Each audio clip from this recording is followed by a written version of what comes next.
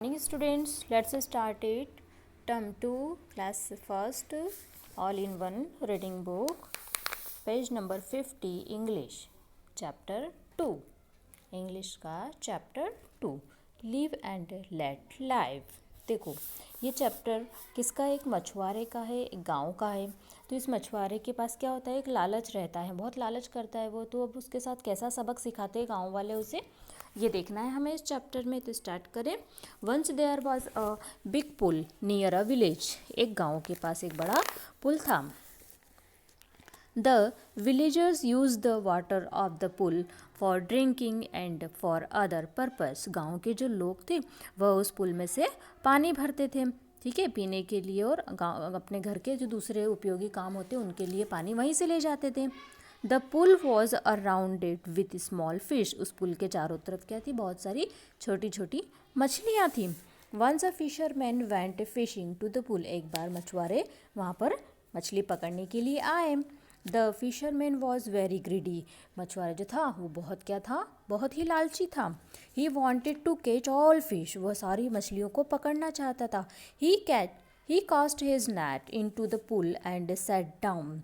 उसने क्या करा कि अपनी मछली पकड़ने के लिए नेट को फैलाया और पुल में डाल दिया। बट ही बिकेम इम्पेंटिटी सुन। लेकिन वह क्या हुआ, खाली रह गया, क्योंकि उसकी जाल में मछलियाँ नहीं आई। So he tied a long string to a small stand. उसने क्या करा कि उस नेट के साथ एक बहुत ही लंबी स्ट्रिप बांधकर एक पत्थर बांध दिया, और the putting in to the pool, और उसके बाद उसे उस पुल में फेंक दिया। तो she began to stir the water to drive more fish into his net. तो जैसे ही वो पत्थर उस नेट के साथ, जाल के साथ अंदर गया, तो वो पत्थर को उसको हिलाने लगा, नेट को। जब वो नेट को हिलाने लगा तो मछलियाँ ऊपर नीचे होकर उसके जाल में आ गई। A villager saw him so and asked him not to make the water muddy.